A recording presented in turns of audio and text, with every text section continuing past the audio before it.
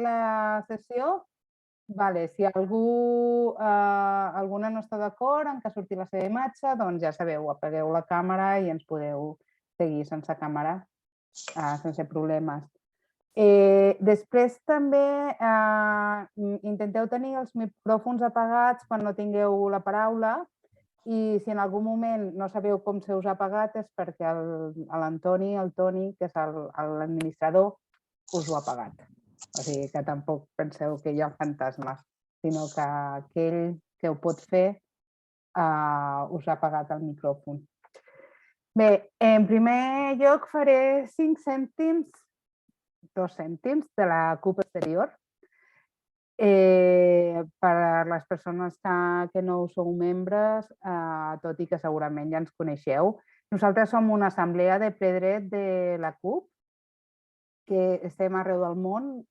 Si no recordo malament, estem en 52-53 països. No recordo quants membres som, ho sento, Toni, ja em pots picar la cresta, però som una bona colla repartides per aquests 50 i pico de països i fem, sobretot la nostra funció, com nosaltres l'entenem, dins de l'organització, és poder fer vincles en els territoris allà on residim, amb altres organitzacions i entitats i poder aportar a l'organització aquests lligams internacionalistes que per nosaltres ja ens resulta més fàcil. Doncs ara passem, avui tenim aquí l'Albert Botran, que el coneixereu perquè és el nostre diputat, el diputat de la CUP al Congrés espanyol. És historiador i polític català, segons la Wikipedia. Això et farà mal, Albert. No sé si ho saps. La Wikipedia diu que ets un polític català. La Wikipedia en castellà, francès... És un polític espanyol. Sí, això ha fet pupa. No sé si pots fer alguna cosa al respecte o si algú o saps d'algú que hi pugui fer alguna cosa, però això ha fet pupa. Ens ha fet pupa. Bé, tafanejant a Google, he trobat que aquest és el teu quart llibre. Feia 8 anys de l'últim que vas fer en col·laboració amb el Carles Castellanos i el Lluís Sales, Introducció a la història dels països catalans, el 2014. Prèviament vas escriure Unitat Popular, la construcció de la CUP i l'independentisme d'esquerres, el 2012, i les proclames de sobirania de Catalunya del 1640 a 1936 al 2009, que vas ser coautor. I ara ens vens a parlar del quart llibre, Independència i revolució, la sobirania en un món en crisi, que no m'he pogut llegir, ja saps per què. Però és això, he tafanejat a Google i hi ha idees molt interessants com la vinculació de la independència amb l'assoliment dels drets, el teu optimisme, el no estar d'acord amb el derrotisme generalitzat. M'ha cridat molt l'atenció el tema de com veus tu l'eixamplament de la base. Sembla molt interessant. I aquesta tercera via que queda per definir, que també esmentes. I jo he fet així 4 spoilers, literalment. I res, si us sembla bé, endavant, Albert. Prens una mitja horeta, 40 minuts, i després farem torn de preguntes. D'acord? Perfecte, perfecte. Vinga, endavant. Doncs moltes gràcies, Dori, moltes gràcies a la CUP Exteriors per organitzar-ho. Bona nit, bon dia, bon vespre. Suposo que hi ha longituds diferents avui. Com diu la Dori, és el quart llibre que he escrit, 2 en solitari i 2 en col·laboració. Sí que just abans d'aquest vaig publicar un volum de textos de l'Eva Serra i els vaig recopilar i els vaig fer una introducció i us ho dic també perquè fa poc es van interessar per potser traduir-lo a l'anglès, aquest, cosa que seria una gran notícia perquè autors independentistes catalans traduïts a l'anglès no és una cosa que abundi abundi gaire. Espero que arribi a bon port aquesta oferta i us en pugueu fer ressò. Aquest llibre està en català, va aparèixer fa cosa d'un any, aviat farà un any, i es traduirà al gallec, això sí. En breu apareixerà en gallec i, per tant, tota la gent que esteu al Brasil, a Portugal, si és que n'hi ha, allà se'n pot fer una petita difusió. I res, és un llibre que apareix, això, fa un any, és un llibre per encàrrec, em van dir idees polítiques sobre el procés i llavors inicialment em va fer una mica de recança perquè tot aquest gènere de llibres del procés era un gènere, al meu entendre, que havia cremat una mica el terreny. I si us hi fixeu, ara estem com fora de la moda. O sigui, abans de les llibreries catalanes havia tingut la seva pròpia secció i tot, la seva pròpia prestatgeria o taula, llibres del procés. Ara això ja no és així. I el cert és que sí que van cremar una mica la terra perquè es va fer molts llibres, en la majoria de casos molt poc fonamentats, no? Amb un optimisme, en aquest cas, no el que deia la Dori que desprèn el meu llibre, sinó en aquest cas un optimisme més superficial i ho teníem tot a tocar, estava fet, érem uns triomfadors, el món estava de la nostra part i Espanya eren uns inútils i tot això. Clar, en el moment en què el 2017 no aconseguim la independència i que del 2017 cap aquí tot està anant bastant en retrocés, clar, tota aquella literatura s'esvaeix com un castell de sorra, no? De dir, hòstia, no érem tan bons, no estàvem guanyant, què collons ha passat? Llavors, és un mal moment comercialment per treure un llibre sobre el procés, però jo penso que és un bon moment políticament per treure un llibre sobre el procés, perquè ha passat més temps i podem avaluar sense necessitat de fer pura propaganda doncs, els nostres punts forts i els nostres punts febles. No menyspreu el fet de que en els anys àlgids es volgués contagiar aquest entusiasme. Al final, la gent també s'apunta a les causes que tenen possibilitats de guanyar. La gent, la majoria de gent, no els que estem aquí, que segurament entre tots i totes representem aquell tipus de militància que s'apunta a causes els resultats de les quals es veuen d'aquí molts anys. Però sí que el fet que fos un procés massiu és per això, perquè es va contagiar aquest entusiasme que realment ho teníem a tocar. No? Però, clar, la contrapartida de contagiar aquest entusiasme és que doncs això, les anàlisis eren més febles. No? I llavors, una sèrie de premisses es van demostrar errònies i ara convé superar-les. I aquest és un dels eixos centrals amb els quals em vaig motivar a escriure el llibre i de les coses que tracten, que és aquest esquema pel qual podíem arribar a la independència de la llei a la llei, és a dir, si ho fem tot bé, ens donaran la raó i ens ajudaran a ser independents, doncs es va demostrar que no era una tesi molt sòlida, no ho era pràcticament gens. No? I juntament amb això hi ha una altra idea que recorre tot el llibre, que és que la nostra causa independentista està connectada amb moltes problemàtiques de l'actualitat, no? I que això amb el qual se'ns volen treure de sobre moltes vegades, que és a dir, vosaltres esteu defensant una cosa que va contra els signes del temps, contra la direcció que va el món, no? O sigui, el món està preocupat pel canvi climàtic, el món està preocupat pels drets de les dones, el món està preocupat per les desigualtats socials, i vosaltres veniu amb una cosa aquí petita, egoista, d'un racó de la perifèria europea. I, en canvi, tots sabem, però convé explicar-ho, que realment el nostre independentisme està molt connectat amb aquestes problemàtiques. I la manera de sintetitzar això... Em veieu bé? Estic una mica fosc, potser? Intentaré donar-me una mica de llum un moment. Et veu bé, Et veiem perfecte, Albert? Perfecte, era jo que em veia una mica fosc. Ara he engegat una mica més de llum. Doncs la manera que em va semblar que se sintetitzaven bé aquestes dues idees que volia rebatre és aquest de independència és revolució.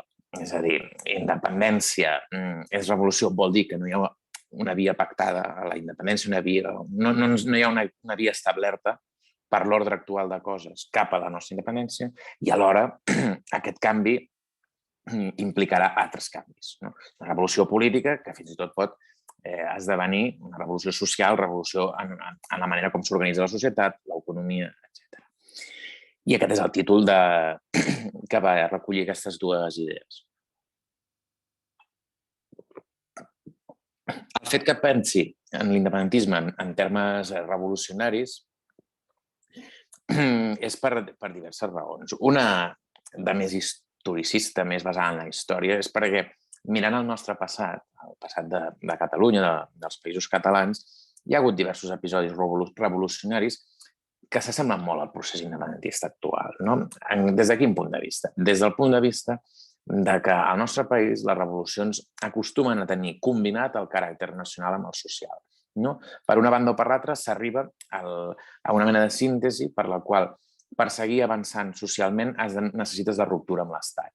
O per l'altra banda hi arriben, per poder fer una afirmació del poder propi necessites algun tipus de bloc social que t'hi doni suport i per tant necessites aprofundiment democràtic. I això està molt present en la nostra història. En societats com la del segle XVII, que és absolutament diferent a la nostra per moltes raons, però que té algun punt en comú amb l'actualitat. I la revolta dels segadors té un fil conductor, per molt profund, soterrat que sigui, el té, que és aquest doble caràcter social i nacional. És a dir, les institucions catalanes es volien afirmar contra una monarquia que les volia anar laminant i alhora ho fa en aliança amb un bloc social que veu que aquestes institucions el protegiran més que no pas a l'Estat, la monarquia absolutista que s'estava construint.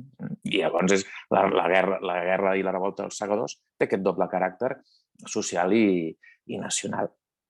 I no és un episodi perdut en la història i remot, per molt que insisteixo, és una societat diferent, però és un episodi significatiu en la història del país i que per això tenim l'himne que tenim, en definitiva, perquè no és ara que descobrim que és significatiu, sinó que al llarg del segle XIX tot un altre corrent que també està molt emparentat amb el procés independentista actual, com és el republicanisme federal, tenia aquesta idea dels segadors. I el republicanisme federal és això que us dic mateix, el doble caràcter social i nacional. Per tant, mirant a la nostra història, ja existeix aquest pòsit de revolució catalana, del qual el procés, en una manera o altra, n'és la manifestació actual.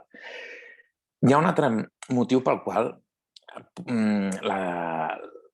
la independència es pot entendre com una revolució i és una qüestió que ja m'hi he referit abans. L'estat espanyol no ofereix una via de reforma, d'adaptar-se a aquesta demanda independentista per qual pugui haver-hi una independència pactada. Això no vol dir que no pugui ser així en altres casos d'altres estats europeus, però per com veiem que està constituït l'estat espanyol, doncs veiem que només ens deixa la via rupturista.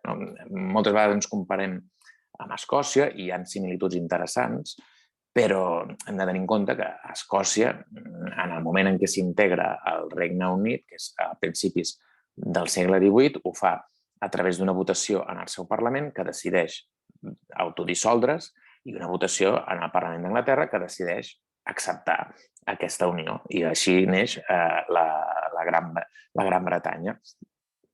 Per aquelles mateixes dates en què es produeix aquesta unió, la monarquia espanyola el que fa és eliminar per la força militar, per una conquesta, per la guerra de successió, les institucions catalanes.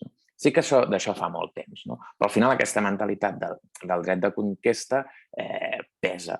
Llavors, això vol dir que l'Estat reacciona ferotgement davant quan li qüestionen aquest ordre territorial. I així va ser, doncs, ho vam veure especialment a partir del 2017, però ja teníem molts precedents. Un cos, diguem-ho així, que no és flexible i que, per tant, no pot adaptar-se els canvis, doncs, per força ha d'acabar-se trencant. Ara, un trencament sempre és una cosa dolorosa, una cosa violenta. Aquesta és la qüestió. Assumir que la via és rupturista, però assumir, per tant, que la via implica repressió. I que aquestes idees de que no necessitem cap pres més, no necessitem cap exiliat més, són idees, són desitjos, són prescripcions. És a dir, la independència no hauria de mereixer cap exiliat, cap pres. Amb això ja estem d'acord, però no són realistes des del punt de vista que els altres estan disposats a fer servir aquesta força bruta que tenen per impedir la nostra independència. I el 2017, com us deia, és la prova viva de que això no va poder ser. No es va poder fer una independència de la llei i algunes altres de les premisses que acompanyaven aquest de la llei a la llei també es van demostrar molt mancades, com és Europa ens mira, per entendre'ns. És a dir, dintre del bloc dirigent de l'independentisme, jo crec que no és que hi hagués una ingenuïtat absoluta, en el sentit de dir això ens sortirà gratis i indolor. Sí que es pensava, jo crec, en repressió, però potser una repressió més fluixa, tipus inhabilitacions, multes, no sé què, i no crec que es pensés, la meva impressió, en què l'estat espanyol ho posaria fàcil, però sí que es pensava potser en aquesta derivada. Ells no, però Europa sí. Europa agafarà cartes en aquest assumpte i ens ajudarà a que surti aquesta via pactada. Bé, doncs ni una cosa ni l'altra. Ni ells es van autolimitar en la repressió, sinó que van arribar molt lluny en la repressió, tant la violència de l'1 d'octubre com els empresonaments, la suspensió de l'autonomia, etc. Ni Europa va reaccionar de manera que modifiqués les condicions del joc. Sí que va reaccionar d'alguna manera, més les societats civils que els estats, però allò no va modificar el terreny de joc. Per tant, des d'aquests diferents punts de vista, és clar que la nostra independència implica assumir que és una revolució.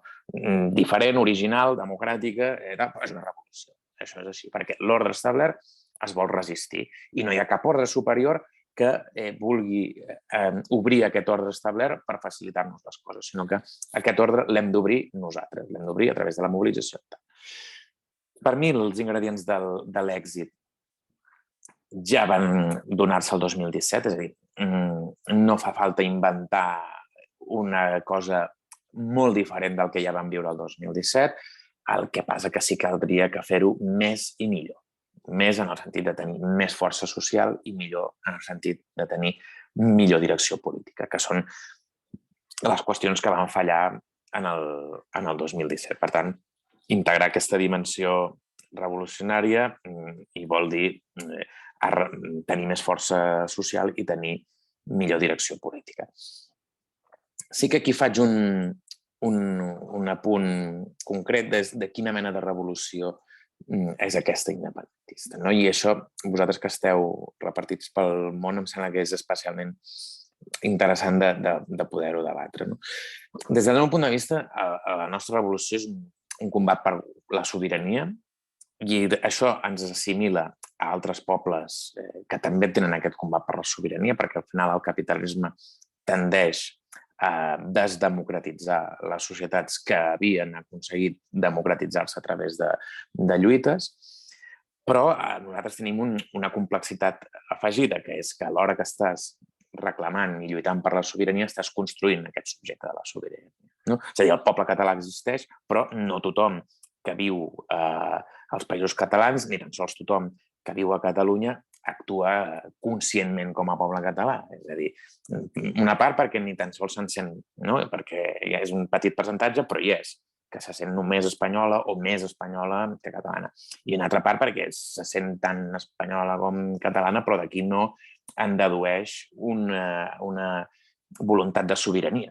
Però bueno, sí que hi ha una majoria que sí que entén que és catalana i que ho és políticament. Políticament catalana, és a dir, que té tant dret a tenir un estat i a tenir aquesta sobirania com altres pobles. Però aquesta està en construcció. Ara bé, no deixa de ser una lluita, això, assimilable a la d'altres pobles. I jo penso que el procés s'ha comparat moltes vegades amb moviments d'alliberament nacional i fem bé de fer-ho perquè sempre hi ha similituds interessants, però es compara molt poques vegades amb el procés que va viure Grècia per aquelles mateixes dates i en realitat té forces similituds. No? El procés de Grècia per rebutjar el memoràndum de la Troika s'assembla en les premisses amb el referèndum català, en el sentit de dir, bé, tenim unes institucions, hem accedit a les institucions democràtiques i com que l'entorn és democràtic i Europa és democràtica, si fem les coses democràticament, la democràcia sempre guanya. No? I això seria la idea amb què es fa el procés, la idea dominant dels dirigents del procés i la idea de Syriza. Faig un referèndum i amb aquests resultats Europa s'ha de venir a negociar com a mínim, si no a acceptar-los directament. Com a mínim s'ha de venir a negociar. Clar, com sabeu, Syriza fa el referèndum, Europa no vol asseure's ni a negociar i per l'absència d'un pla B que pensi més enllà d'aquesta lògica democràtica de dir, bueno, si hem votat i hem guanyat, ens ho donaran.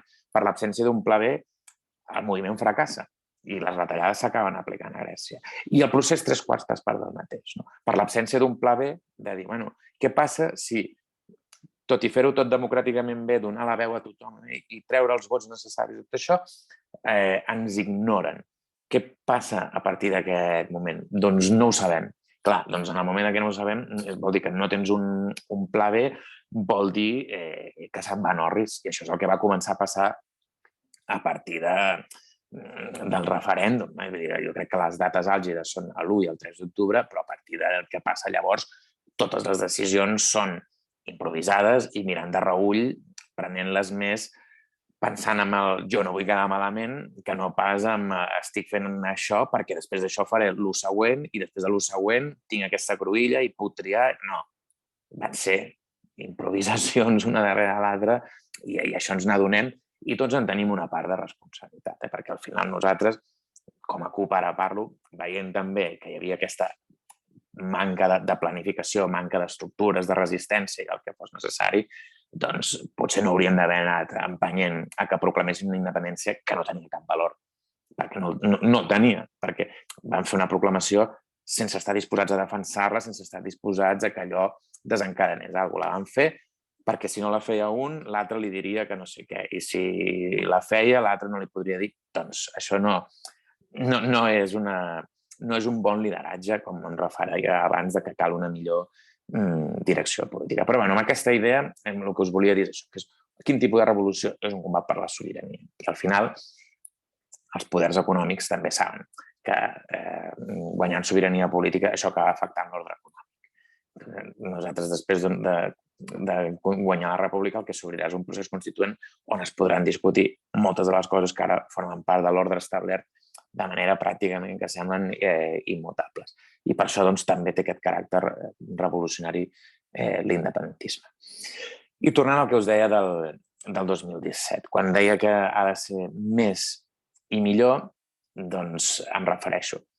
Primera, a que tenim un avantatge que és haver-lo viscut. No? Jo no penso, malgrat el que us deia ara de les crítiques, de dir, potser no s'hauria d'haver improvisat tant o així, penso que tot el viscut són aprenentatges i que per molts sectors d'avantguarda que en el seu moment poguessin avisar de que això anirà així o això anirà així, al final les lliçons polítiques que valen són les que s'experimenten, les que vius com a poble.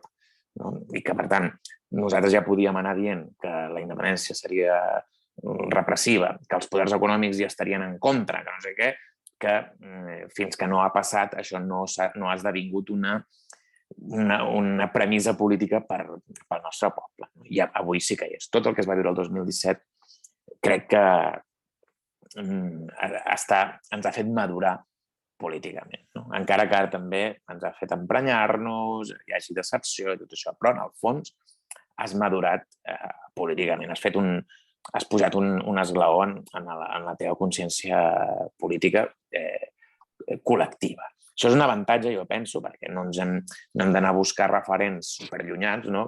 Com abans us deia, els segadors o el republicanisme federal.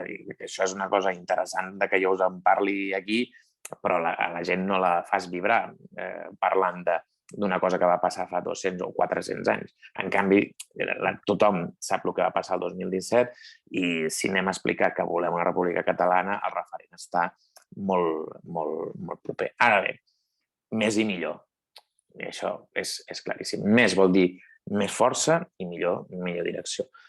Més força em sembla claríssim que cal mobilització i calen aspectes en els quals, o sigui, cal tenir una correlació més favorable. Durant el 2017 vam veure la importància que tenia durant aquells mesos. Que tenir certs sectors organitzats com van ser els pagesos, com van ser els bombers, com van ser els treballadors públics, va ser important, com van ser els universitaris, que van ser capaços d'aturar pràcticament tota l'activitat acadèmica i això darrere dels universitaris van venir altres sectors. Vam veure la importància que tenia tots aquests sectors, no? I d'estar ben organitzats. En canvi, altres llavors no érem prou forts i encara ara no ho som. I sembla que hàgim estat desaprofitant tot aquest temps. No? Hi ha un exemple per mi claríssim que és el del sindicalisme. O sigui, abans us deia, l'1 i el 3 d'octubre són les jornades claus. Clar, el 3 d'octubre es fa amb els sindicats majoritaris arrossegant els peus i posant-se, intentant aigualir-ho tant com poden. No? El 3 d'octubre no hem de perdre de vista que ha sigut la vaga més gran de la Catalunya postfranquista. Probablement es pot equivarar amb la que va haver-hi el desembre del 88, que va ser una gran vaga que va aturar-ho tot, però després ja vindria la vaga del 3 d'octubre, és a dir, estarien equiparades, mentre que tota la resta de vagues generals que van haver-hi als anys 90 o als 2000, o a la primera dècada del 2010 i del 2012, que n'hi van haver-hi contra l'última crisi i les retallades, no van assolir aquest nivell. Per tant, el 3 d'octubre resulta que aquest procés independentista, que no tenia res a veure amb causes socials, no sé què, fa sortir més gent al carrer i atura més l'activitat econòmica que altres vagues generals. Però, com sabeu, ho vam fer amb comissions UGT que no ho volien fer. Sí que vam tenir un nucli petit i molt actiu de sindicalisme alternatiu i en particular de sindicalisme nacional i de classe que van empènyer per fer aquella vaga, però va ser el clima que va portar-hi els dos grans i fins i tot algunes patronals a sumar-se de tot aigualint-ho, anomenant-ho aturada de país, etc. Clar, el sindicalisme és un aspecte claríssim on em sembla que hauríem de tenir més força, perquè la força d'aturar l'activitat econòmica és una carta molt bona a jugar en un procés d'aquest tipus de ruptura i revolucionari. No? Paradoxalment, és un avantatge amb la qual sí que disposen bascos i gallecs, no? Que no han arribat tan lluny en un procés independentista, però en canvi sindicalment tenen majoria els seus sindicats nacionals i de classe. No? Doncs això és un tema claríssim on podríem tenir més força. I com aquest, doncs n'hi ha d'altres. Vull dir, estaríem més ben posicionats si tinguéssim més mitjans de comunicació alternatius que donguessin veu i una visió més objectiva dels esdeveniments. Al final vam fer un 1 d'octubre i un procés amb el gruix dels mitjans de comunicació en contra, però és que el gruix enorme, que passa que afortunadament, diguem-ho així, els informatius de TV3, ni tan sols tot TV3, però els informatius de TV3 són els més vistos a Catalunya i això va facilitar tenir una mica un lloc on explicar-nos. Però tret d'això, totes les tertúlies i tot el que construeix a la mediesfera espanyola, que també es mira molt a Catalunya, perquè, ja us dic, els informatius són líders, però amb la resta de coses no és líder TV3, sinó que Telecinco està molt amb el capdamunt i la sexe, tot això, i allà hi havia hostilitat absoluta. Clar, doncs, coses que no hauríem d'estar descartant si ara volem acumular forces és l'àmbit mediàtic, això claríssim. L'àmbit sindical, l'àmbit mediàtic i alguns. Al final és una correlació entre nosaltres i l'Estat. Nosaltres hem de ser més forts i ells, això també a vegades ens oblidem, han de ser més febles. És a dir, no hi ha cap poble, no hi ha cap moviment que hagi aconseguit la seva victòria si l'altre estava en un moment d'estabilitat i de fermesa. No? Evidentment, la teva pròpia lluita provoca aquesta inestabilitat i això també, vull dir, tu també ets actor, no has d'esperar que l'altre entri en crisi com un observador i llavors actuar, tu ets actor i tu pots fer que hi hagi més o menys crisi, però sense aquesta crisi no s'aconsegueix un triomf. No? Pues ho sabeu, quasi pràcticament totes les independències han vingut quan els estats han col·lapsat fruit d'haver sortit derrotats en una guerra o d'haver-se fotut en una guerra on no havien de fotre-s'hi perquè els estan malament. Qui diu independència es diu la revolució. Al final, les grans revolucions també són això. La revolució russa, ho sabeu, no hagués triomfat si no fos perquè la gent estava fins al capdamunt de 3 anys de guerra mundial. Doncs amb els anys tampoc no haguessin sortit les independències bàltiques i d'altres països que eren de la Unió Soviètica si no s'hagués enfonsat el sistema. I el mateix amb l'imperi austro-hongarès, l'imperi otomà, l'imperi alemany, etc. Doncs nosaltres també. És una correlació, nosaltres hem d'estar... El que depèn més de nosaltres és ser forts i hem de tenir-ho present des d'aquests exemples concrets que us he donat. I finalment, més força i millor direcció, ja us he dit. I això és l'aportació que volia fer el llibre també és aquesta. Jo no aniré a atacar aquest líder o aquest altre pel que van fer o deixar de fer, perquè penso que m'interessa més atacar les idees que no les persones. No? Per mi, molts d'aquests líders, malgrat van fallar, van arribar molt més lluny del que podria ser previsible per molts de nosaltres i, per tant, la majoria mereixen el meu respecte, això també ho dic. No?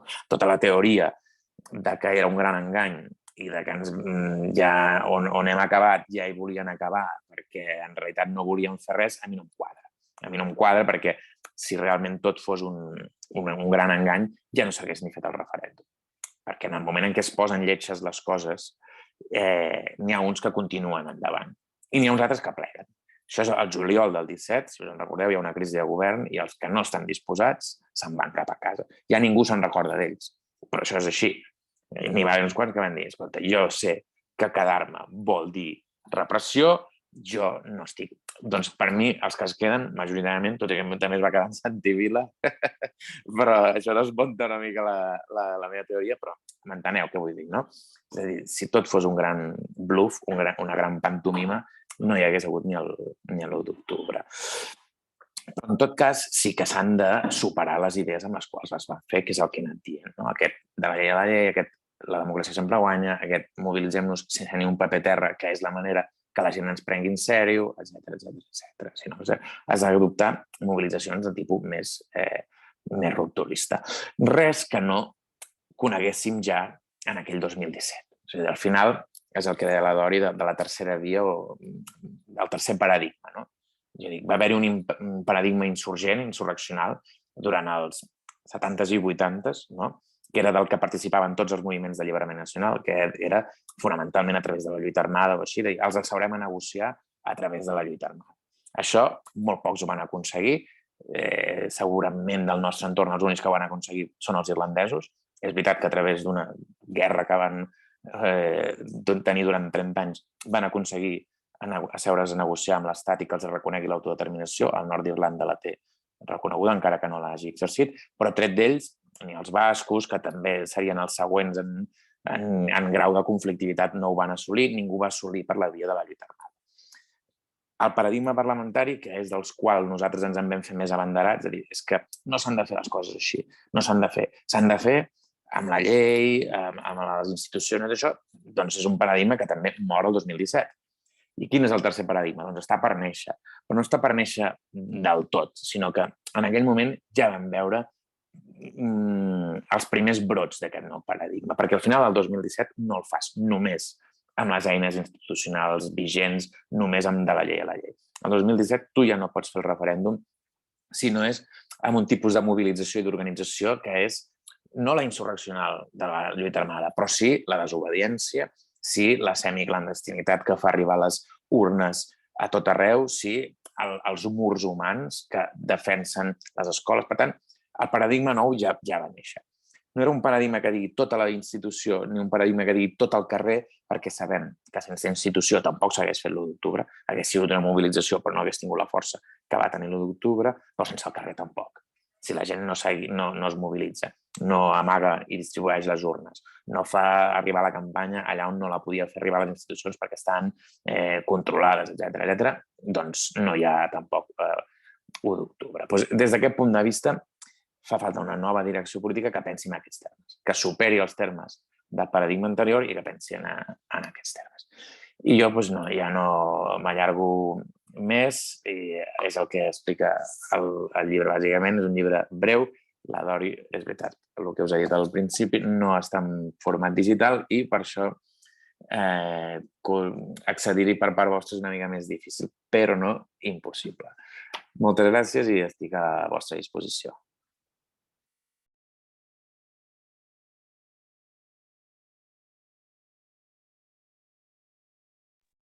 Moltes gràcies, Albert. M'ha costat una mica trobar el micròfon. Doncs aneu aixecant la mà per fer les aportacions, per les preguntes, aportacions, comentaris, tot això que vulgueu.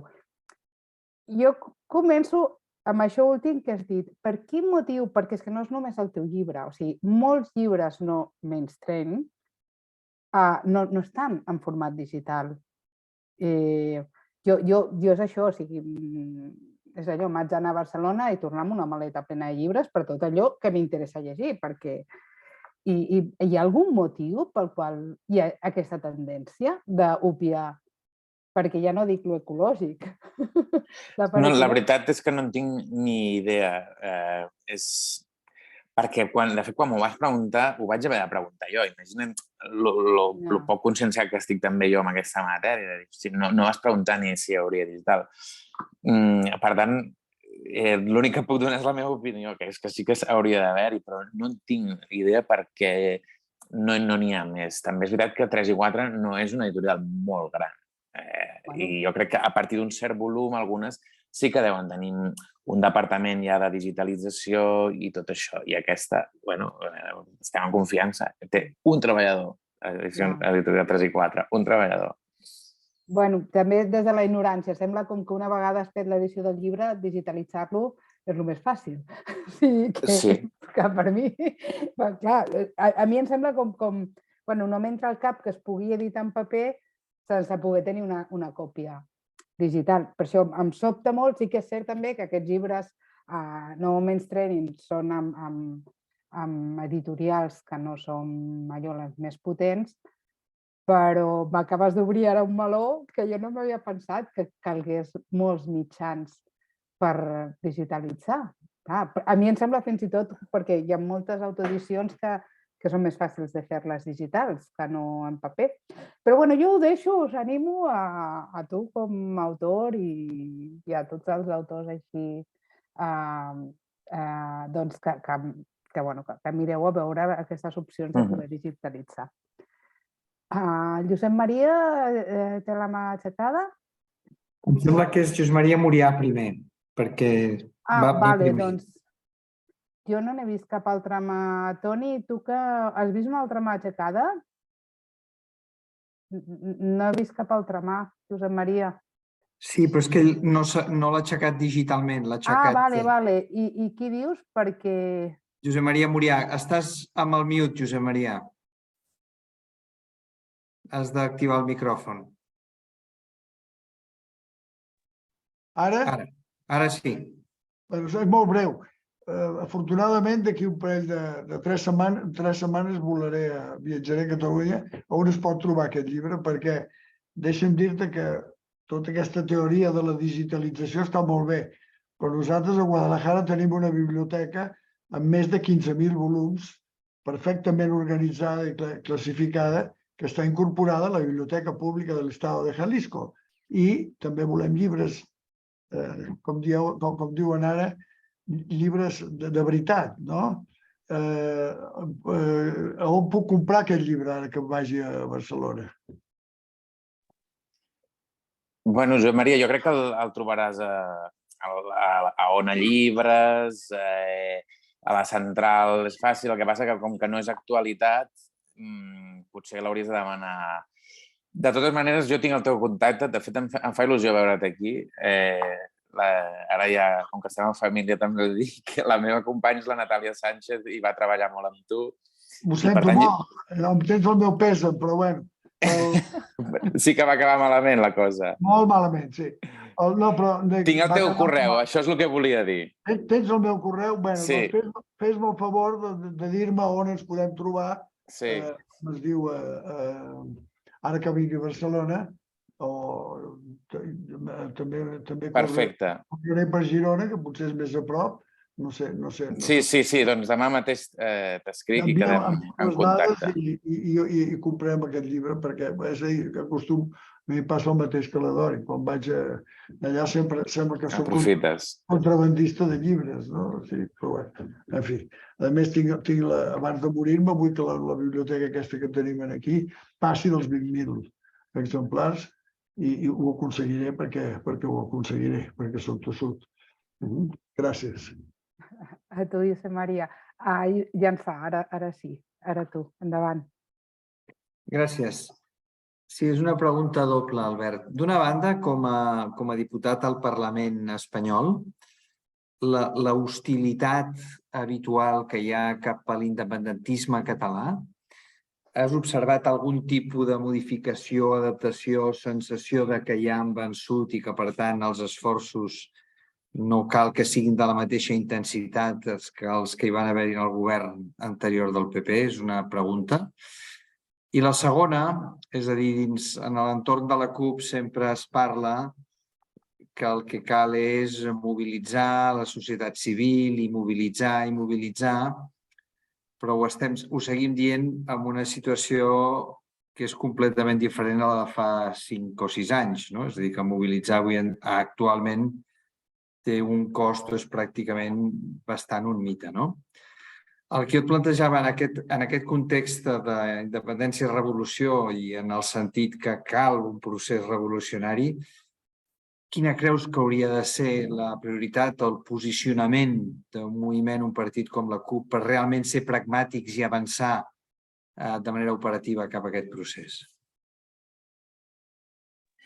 És a dir, la primera qüestió, jo penso que per ells continua sent una amenaça latent. És a dir, penseu que la manera en què la dreta desgasta o intenta desgastar el govern del PSOE és perquè està pactant amb separatistes. Llavors, l'imaginari espanyolista és tu no pots pactar amb aquests perquè ara diuen que van de bones però aquests hi tornaran i això és una amenaça. I de fet, doncs, les noves expressions de la dreta, que és en concret Vox, ells explícitament defensen que hauríem de ser partits il·legalitzats, hauríem de ser, i això ho porten al Congrés, ho han portat a debat més d'una ocasió. Evidentment, el PSOE té una altra visió, que és mantenir la unitat d'Espanya a través de mirar de dividir l'independentisme. Se n'està sortint temporalment bé, això d'oferir diàleg a canvi de retocar algunes coses. Però, clar, això també ens fa pensar que si aquests són els millors que hi poden haver-hi i tot i així no han fet una reforma d'Espanya, perquè no l'han feta, vol dir que Espanya no vol reformar-se tampoc. Per tant, vol dir que l'únic que compten és amb una conllevància que deien en el seu moment, amb mirar que es vagi esmorteint.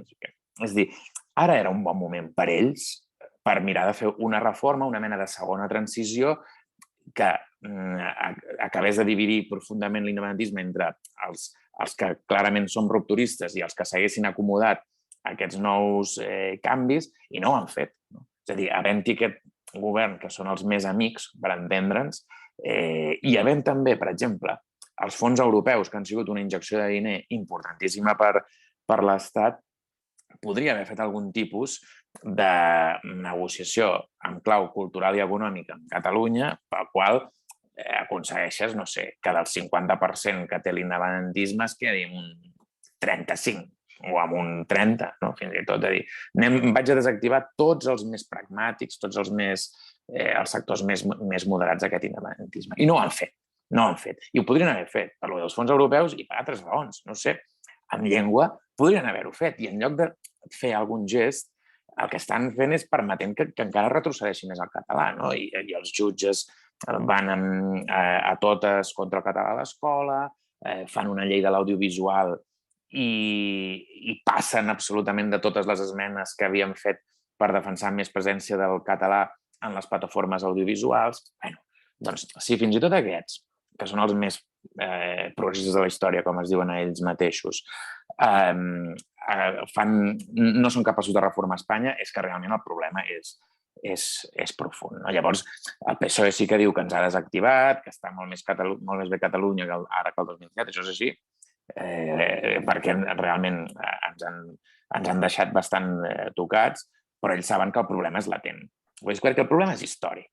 Al final, que Catalunya només hagi tingut 3 presidents del govern en la història contemporània de l'Estat no és una casualitat. Tenint el pes demogràfic i econòmic que té Catalunya i que hagi tingut Joan Prim, que el van assassinar després, Pi Margall, que em sembla que va estar-hi 3 mesos, i a Stanislau Figueres, que també va ser 3 mesos, clar, ells són els primers que consideren que no som espanyols. I des d'aquest punt de vista el problema és profund. Des de la segona pregunta, que era l'actuació de la CUP, jo crec que hauria d'haver sigut molt més decisiva en alguns moments. Jo crec que el gruix de l'organització ni tan sols s'estava creient que aquell procés realment acabés tenint l'abast, la profunditat que va tenir, i això va fer que això que jo reclamo, de dir, és que no es tenia un pla B, no es tenia es parlava molt del full de ruta, però al final el full de ruta tenia un punt final molt imprecís, perquè en el moment en què aquest punt final l'Estat no vol accedir a negociar, has de tenir més viaranys per desenvolupar aquest full de ruta. I tampoc el teníem nosaltres. És a dir, nosaltres teníem uns principis molt clars, és a dir, ha de tenir aquest contingut social perquè si no, no serem majoria, ojo amb la repressió perquè ells no posaran res fàcil, tot això ho tenia. Però tampoc teníem una estratègia rupturista i això penso que és una assignatura pendent també nostra.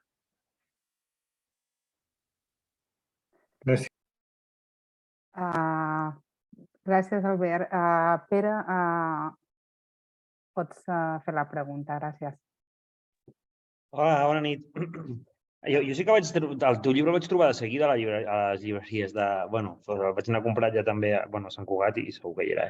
Jo volia preguntar-te... volia comentar que a mi em preocupa al final com a un tret que ens identifica o que associem a la identitat catalana és l'ús de la llengua. Potser els irlandesos ho han vinculat més a la religió o els bascos potser més a altres trets, que tampoc ara és rellevant dir-ho, però penso que l'ús del català o les projeccions de l'ús del català a 20 anys vista són preocupants, no? A nivell de joves, als instituts, l'ús del català està en una reculada bestial respecte a fa 20 anys, no? Penso que la feina que fas al Congrés de Defensa de la Llengua Catalana en aquest sentit és molt interessant, però a mi em preocupa com pot evolucionar el sentiment independentista en uns pocs anys, no? Llavors, també volia comentar que la hipòtesi aquesta de ser més, de la feina cívica, que això està molt bé i la trobo molt interessant, no? Però que el 17, potser, quan parlàvem de les vagues i tot això, potser també érem una mica nosaltres naïfs, no? Al plantejar-nos que l'exèrcit espanyol no va actuar, les casernes estaven plenes, hi havia tancs entrant els dies previs al referèndum per allà i en aquest sentit crec que l'estat espanyol no va arribar al seu màxim de repressió o de capacitat de mobilització per aturar un possible desenllaç independentista. En aquest sentit crec que potser també ho hauríem de tenir en compte, no? Això. I per altra banda, et volia preguntar, les altres forces polítiques, no? Tu que potser que tens més contacte amb dirigents d'altres forces independentistes, creus que aquesta lliçó que tu comentaves en aquest llibre o que comentaves anteriorment l'han apresa o que estan més immersos en això de la reforma democràtica de l'Estat, bueno, no sé, potser aquestes hipòtesis d'Erc o de Bildu estan més... És que no ho sé, jo al final a aquestes hipòtesis tampoc els hi veig un recorregut gaire, no sé, gaire interessant. M'encantaria que ho fos, però no ho sé, però no ho veig així.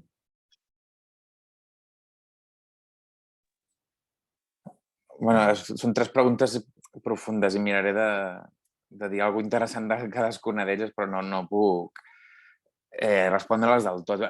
La primera sobre... O sigui, avui he escrit un article al Temps que parlo del tema de la catalanitat, perquè al final la llengua és important, però tots sabem que també el sentiment de catalanitat va més enllà de... És a dir, la llengua és el vincle, això sí, però la manera que la gent s'identifica amb el país no és només per la llengua, sinó que la gent s'identifica pel que explico a l'article, no? Perquè la catalanitat transmet uns valors que són més avançats o més moderns o més de llibertat que no el que representa l'Estat, i que això en l'antifranquisme va ser clarament així, i ara, durant el procés ho semblava, perquè realment una de les coses que alimentava el procés no era precisament la llengua. Les coses és així. Una cosa potser va ser un error no parlar més de llengua, no ho sé. Però en tot cas no era un procés per la llengua, sinó que el procés tenia una altra idea tenia un altre combustible, que era volem fer moltes lleis avançades i no ens deixen.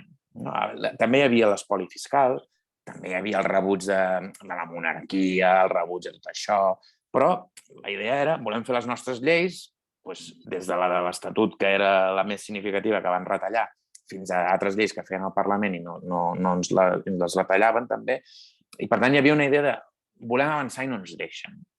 Llavors jo crec que la catalanitat i l'independentisme també ha de pensar com fa atractiva aquesta catalanitat. I sense oblidar la llengua. La llengua és al final el vincle. Però la catalanitat a la gent hi arriba per altres vies. Després, la qüestió de la repressió és claríssima. És veritat que encara podrien haver fet més i sembla que tenien un pla que es deia recuperar la sobirania o alguna cosa així, que el tenien un calaix i que era en una fase més avançada.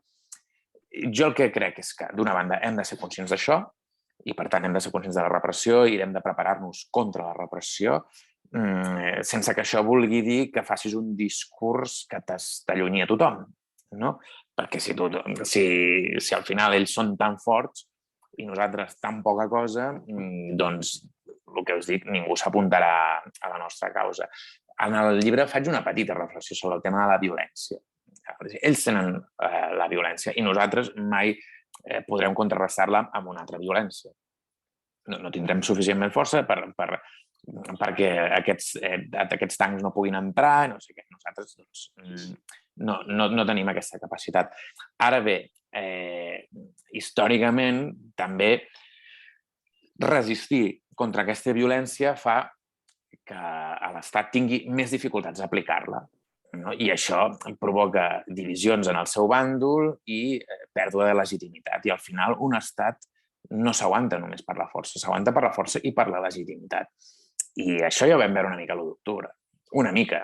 L'1 d'octubre tu tenies uns policies que sí que anaven amb el xip de ens ho carreguem peti qui peti, que eren els que van enviar els espanyols, els piolins, i que van crear molt mala imatge d'Espanya a nivell europeu. I, per tant, els estats també viuen d'imatge, com us dic, i resistint aquella violència ja vam provocar-li contradiccions. I, per altra banda, tenies una altra sèrie d'altres policies que actuaven igualment com a policies espanyols, que eren els Mossos d'Esquadra, que també van desmuntar molts col·legis electorals, però que vivien més aquesta contradicció de és el meu poble, són els meus veïns, són els meus familiars, jo no aniré a sac contra ells. Llavors, la consigna de Mossos no era la mateixa que la consigna de la Guàrdia Civil i de la policia. La consigna de Mossos és si hi ha molta gent, jo no m'hi posaré en contra. Per tant, en aquesta diferència entre la consigna de Mossos i la consigna de Policia Nacional, malgrat que tots van actuar per impedir el referèndum, no fotem, perquè els Mossos ja ho van dir que tenien les ordres, però els Mossos eren més sensibles a aquesta contradicció que els hi provoca el fet d'estar atonyinant població civil. Doncs des d'aquest punt de vista és des del que podem observar que hi ha contradiccions en el sistema quan el sistema es defensa agressivament. Aplicar aquesta força contra una societat, una població civil que resisteix, doncs té costos. I per últim, si l'independentisme ha pres aquestes decisions, jo malauradament no soc molt optimista en això. Jo crec que l'independentisme ha prioritzat la batalla interna a la visió estratègica, de dir, anem a dilucidar si Convergència o Esquerra o si Junts o Esquerra té la majoria, i un cop ha dilucidat més o menys això, a favor d'Esquerra, doncs Esquerra està duent a terme una mena d'estratègia que voldrà esgotar i que crec que serà quan esgoti aquesta estratègia que haurà d'emergir un nou moment del procés independentista. Segons ells, doncs això, aquests pactes amb el PSOE van molt bé perquè l'independentisme creix a l'àrea metropolitana, jo ho poso en dubte, les municipals ho demostraran. Les enquestes no demostren només que no creixi suficientment Esquerra Republicana amb aquests pactes, sinó que fins i tot l'independentisme està baixant a les enquestes. Per tant, són una sèrie de premisses que també es demostren equivocades. I penso que quan això es demostri fracassat, la taula de diàleg ha donat el que ha donat, és quan convé que idees com les que comento en el llibre facin un pas endavant.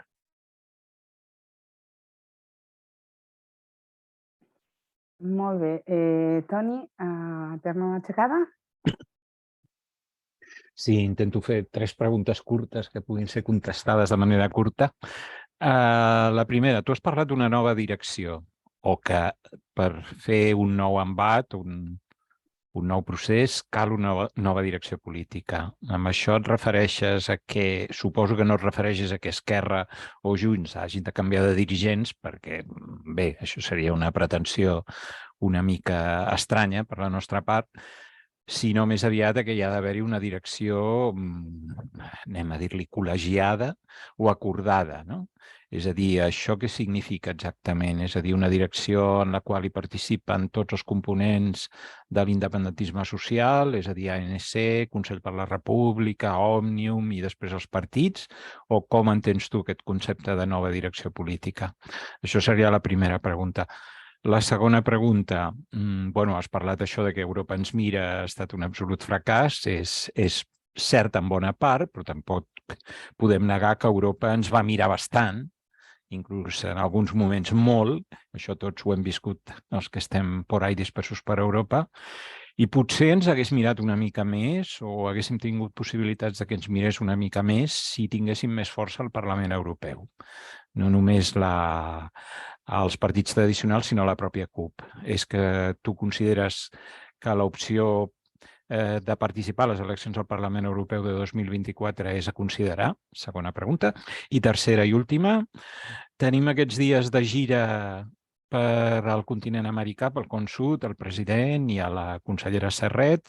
Saps que estan visitant diversos països i ho estan fent, en general, com hem vist a Colòmbia, amb el suport i l'acompanyament de les ambaixades espanyoles i dels respectius ambaixadors espanyols. És una cosa que hem de criticar? És una cosa que considerem que és una opció mitjana que sí però no? O categòricament hem de condemnar aquesta forma de fer política exterior? Contribueix en alguna cosa al coneixement i al reconeixement de Catalunya? Ja està, m'aturo aquí. Doncs sí, quan parlo de nova direcció, jo el que explico al llibre és a dir, hem d'acceptar que hi ha 3 espais polítics i encara més si afegim les entitats. I que això continuarà sent així. I per tant, el millor és que de moment intentem posar-nos d'acord aquestes forces i per això parlo més d'idees, perquè dic que potser a través del debat d'idees es podrà arribar a aquesta unitat i que no pensar que un dia hi haurà una única força, com ha sigut el cas d'altres moviments d'alliberament nacional. Però al final la nostra realitat és aquesta. I llavors, en certa manera, es va funcionar bastant així fins al referèndum. Que no vol dir que s'eliminessin les diferències ni les discrepàncies, perquè no va ser així. La prova és que ningú entenia el referèndum de la mateixa manera. No ningú, però hi havia diferents maneres d'entendre el referèndum. Alguns pensàvem que sí que era el primer acte d'una ruptura, mentre que altres estaven pensant que era una força negociadora. Vull dir, però hi havia una certa unitat d'acció. Jo crec que això s'ha de recuperar i a això em refereixo, a que hi hagi unes premisses compartides amb les quals es puguin fer accions compartides. Sobre Europa, és veritat que ens va mirar bastant. Jo el que explico és més aviat més les societats que no les cancelleries, però en la mesura que les cancelleries són més democràtiques, estan més pendents del que pensen les seves societats, i si tu et guanyes el favor de la societat civil o de l'opinió pública, els governants actuaran més en conseqüència amb tu. I sí que és veritat que d'haver resistit una mica més, potser haurien agafat algun protagonisme a les institucions europees, perquè al final que hi hagi una societat de la quarta economia de la Unió Europea amb crisi, no sé què, fa que hagin de dir-hi alguna cosa. Però clar, per això volia dir resistir, no esperar-se de dir, bueno, hem fet el referèndum, ho hem fet bé i ens han pagat. No teniu res a dir-hi, perquè ja vam veure quin paper van jugar. El primer paper que van jugar els dirigents europeus va ser a mirar que aquest problema baixi, que baixi la tensió. I un cop va baixar, doncs se'n van oblidar. Mentre que la manera que no se n'oblidessin és que no baixés la tensió. O sigui, en Puigdemont és el que diu, és que tinc referents europeus que m'estan dient que desescali. I quan desescali ens ajudaran. Doncs va ser al revés. Va ser, quan va desescalar, ja no li vas importar mai més ni en el Tusk ni a ningú dels que intercedien amb l'autoritat de ser institucions europees. Per tant, lliçó, jo no dic que siguin insensibles del tot, però la manera d'implicar-los és tu no afluixar, perquè si afluixes, ells el que volen és que aquest problema desaparegui. Perquè com problemes, com menys, millor. I si tu poden aconseguir això apaivagar-ho, doncs molt millor que no pas resoldre-ho, perquè per resoldre problemes hi en tenen molts d'altres. I sí que estic a favor de que la CUP es presenti a les eleccions al Parlament Europeu. I sobre la missió a Colòmbia, jo penso que no és una bona imatge. Per molts motius, el principal és que ha d'anar de la mà del membre de l'ambaixada espanyola. Em sembla molt ridícul que hagis d'anar amb una mena de carabina o de comissari allà present, perquè és evident que tu no podràs tenir les converses que necessites tenir si ets un dirigent independentista. Clar, si el que vas a parlar és de projectes empresarials, així, ja pot haver-hi el de l'ambaixada espanyola que no fotrà tanta nosa. Però si vas a parlar de procés i agenda independentista, aquell no hi fot res. Això jo crec que sí que és criticable. Ara, que et rebin sense això, sense la carabina de l'ambaixada, i que et rebin al teu nivell, perquè al final també ha rebut el president de la Cambra de Representants, que no és el president de la nació. Això vol d'un treball, clar. Vol un treball i no ho fan a la primera que els hi demanes. Però bueno.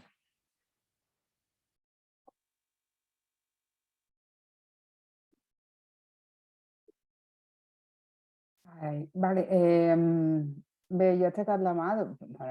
Albert, tu i jo, tu ja és lògic que et portis la palma, però estic jo aquí, que no et perdo com va.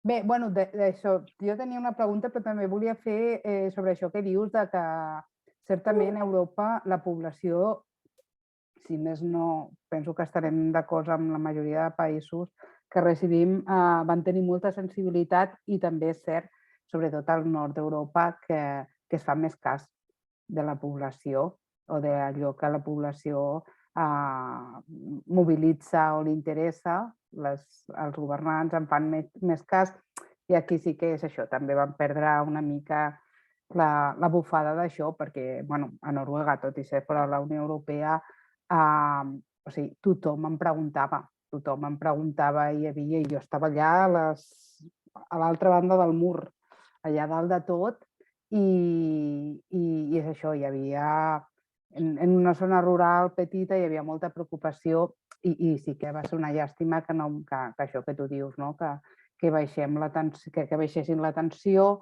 de manera que la gent després preguntava, ja s'ha acabat? Ja s'ha acabat, perquè és el que es venia. Sí, la meva pregunta venia, has parlat de la força social i has esmentat l'àmbit mediàtic. Sí que és cert que en aquella època, després del referèndum, dins d'aquesta dinàmica de pacificació, d'interès de pacificador de tots els estats, l'estat espanyol va fer una tasca molt important, inclús fora d'Espanya, a l'hora de controlar mitjans de comunicació i fins i tot això, o sigui, a mi em van arribar a dir d'un mitjà de comunicació alemany que com que tenien la consigna de no publicar res que no vingués oficialment d'Espanya. A la TV3 és el mateix, perquè clar, la TV3, o sigui, està reduint els espais de tertúlia política, no fa, o sigui, no cal que digui el que tots sabem, o sigui, aquesta una mica de fer una mica el lloc a la repressió, que és això, suposo que hi ha repressió, però és una repressió molt soterrada, a través d'Esquerra Republicana, del govern, no del partit, sinó del govern. Com veus això? Gràcies. Sí, a mi TV3 em sembla un desastre a la línia que ha agafat d'un temps cap aquí. Bàsicament, ho va dir el seu director, que s'ha despolititzat la graella, que és un error, perquè despolititzar vol dir transmetre uns valors polítics que són els dominants. Normalment, els que no tenim els valors dominants som els que hem de polititzar les qüestions per donar-los un altre punt de vista. Però al moment en què tu dius jo no parlo de política, estàs acceptant ja la política, i és el que ha passat amb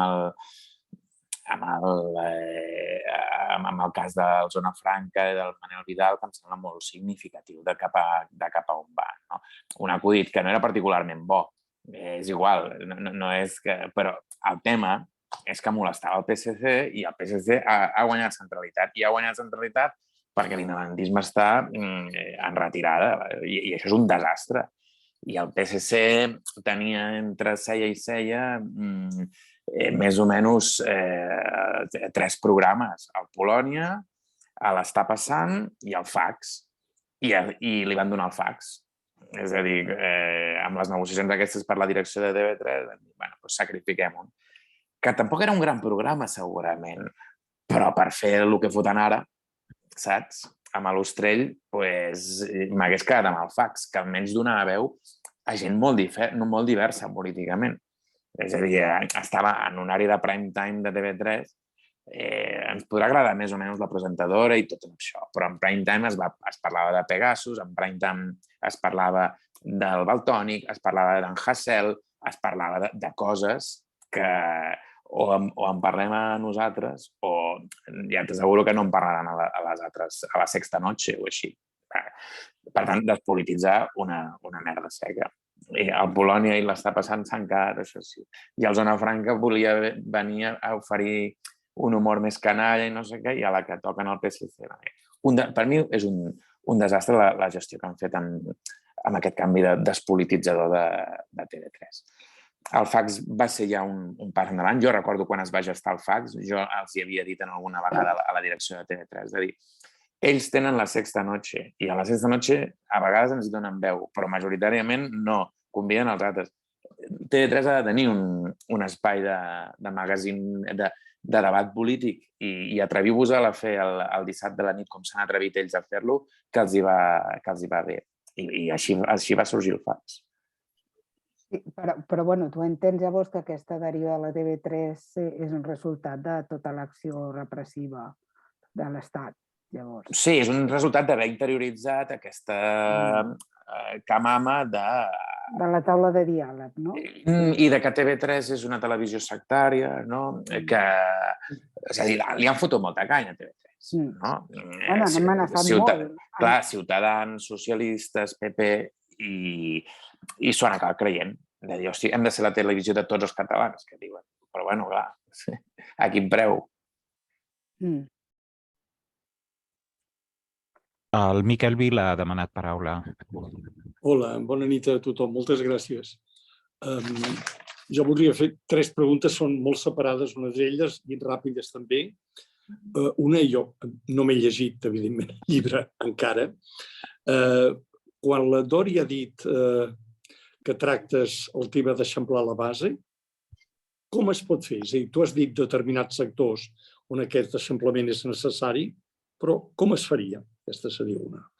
La segona és no solament els partits polítics dits independentistes estan dividits entre ells, etc., sinó que també la societat civil, els 2 elements, o 2 dels 3 elements importants de la societat civil en temes independentistes, deixo a part Plataforma per la Llengua, perquè és un aspecte més sectorial i, francament, si ens dividim dins de Plataforma per la Llengua ja és per llançar-se per la finestra, però el fet és que tant Òmnium Cultural com l'ANC estan tenint internament problemes. Com ho veus, això? És a dir, ho lligues amb el fet que l'independentisme està de baixa en general, no solament entre l'entès dels partits polítics, sinó també dintre de la societat civil independentista catalana, o com ho analitzes? I la tercera, potser l'hauria de fer els teus veïns, però com que no conec a ningú d'Endavant Osant, la faig. Per què Endavant Osant no està dins del Consell per la República? Entre els 2 grans grups de la CUP hi ha algun element en aquest aspecte que porti a que Poble Lliure hi sigui i Endavant Osant no? Moltes gràcies.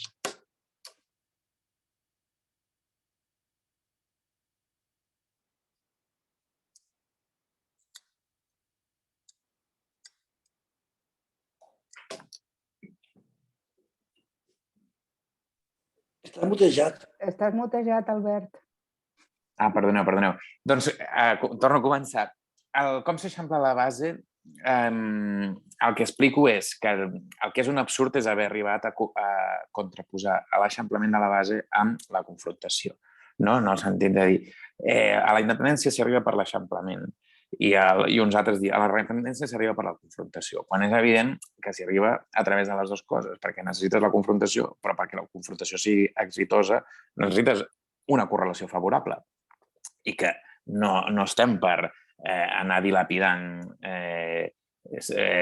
majories, no? De dir, no, ja, amb els que som ja ens va bé, no cal que en siguem més. Home, si en som més, doncs, evidentment que està bé. Més i més ben organitzats, això per descomptat. Jo el que explico en el llibre és que en determinats moments la pròpia confrontació ha eixamplat la base.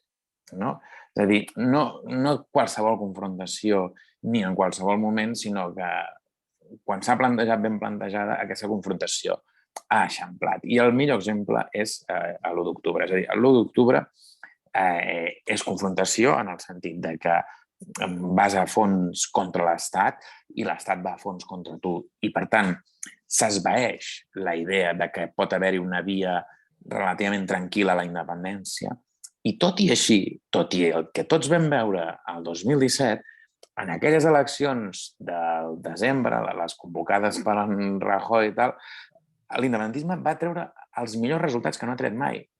És a dir, millor que a les eleccions del 2015, que l'independentisme s'havia presentat amb un discurs més amable, com si diguéssim, no? De 18 mesos, això està fet, una campanya, la revolució del somriure, etc. D'això el 2017 ja no en queda res. Són unes eleccions que es fan amb presos, amb repressió policial, etc. I tot i així, Els millors resultats que ha tret mai l'independentisme són en aquesta conjuntura de confrontació, que és a finals del 2017. I a més, amb un 80% de participació, que és pràcticament una fotografia del que és la societat catalana, perquè ja és el màxim de participació que hi ha hagut mai. Llavors, amb el màxim de participació i en un context de confrontació, l'independentisme treu els millors resultats. La confrontació no està lligada amb l'eixamplament. No has d'afluixar per tenir més adherits, sinó que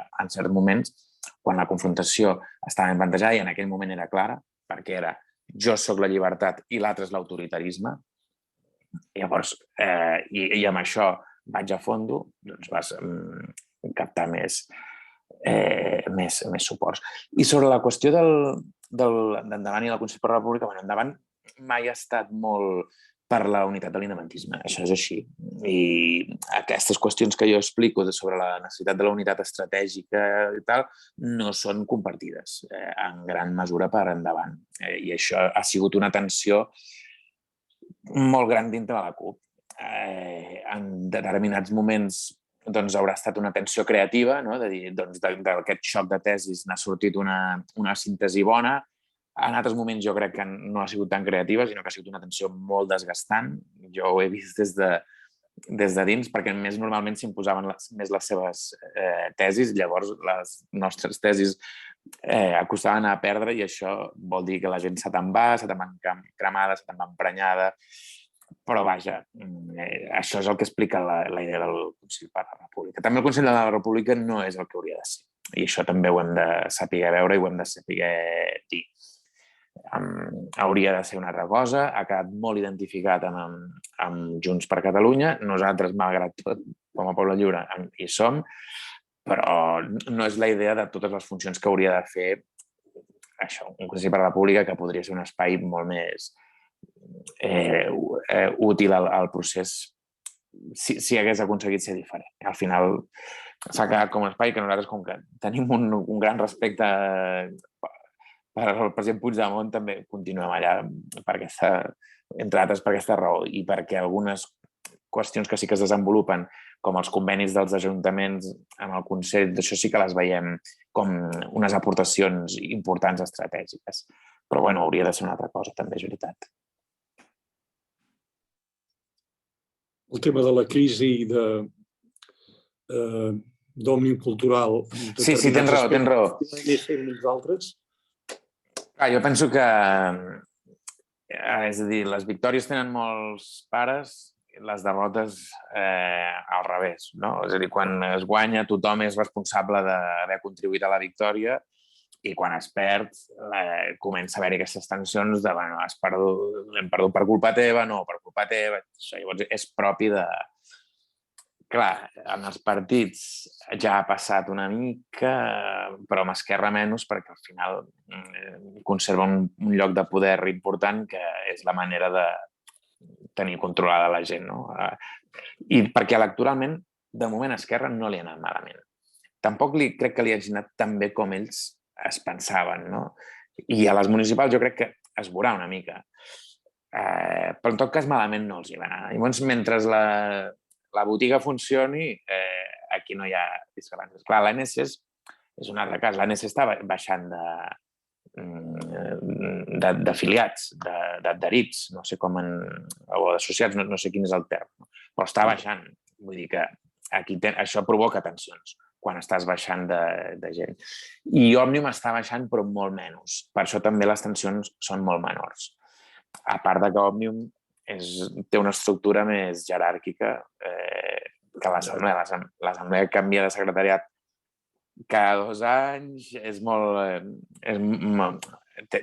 molt porosa, diguem així.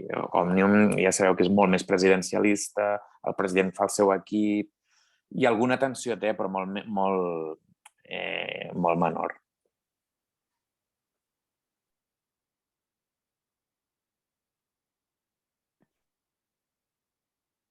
Doncs són 2:15. Vale, Àlex. L'Àlex ha demanat paraula? És allò... Endavant. Pregunta molt breu. Per Sant Jordi, a on et trobem perquè ens signis el llibre? Doncs de moment no tinc cap cita, però sereu els primers a qui els hi faci saber. Passem per la Seu. Molt bé. Molt bé, doncs hi ha més paraules? Nil? Hola, em sentiu? Suposo que sí. Sí. Albert, et volia preguntar, amb tot això de l'1 d'octubre, o sigui, l'esquerra independentista sempre s'han defensat les causes dels pobles del món, per exemple, el poble palestí o el poble saharaui. I ara molta gent dins de l'esquerra independentista està dient, ostres, doncs Israel era l'únic que estava disposat a fer alguna cosa contra Espanya i el poble palestí és més pro unitat de l'estat d'Espanya. I no sé què en penses, jo crec que és una mala visió, perquè al final Israel ha tret el Pegasus i està espiant, està boicotejant també amb la seva indústria de repressió els líders independentistes, o tu mateix potser t'han espiat el telèfon. Què en penses d'aquesta posició, que molts de l'esquerra independentista estaven a favor d'aquestes nacions sense estat en lluita i ara estan més, anem a per l'estat fort que ens pot recolzar i siguem realistes amb la geopolítica. Gràcies.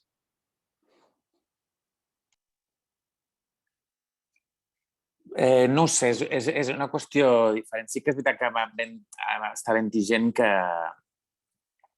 està plantejant que es va ser una mica naïf, no tant amb el tema d'Israel o Palestina. Jo crec que per mi la qüestió naïf va ser que es van posar tots els ous a la cistella europea i es va descartar altres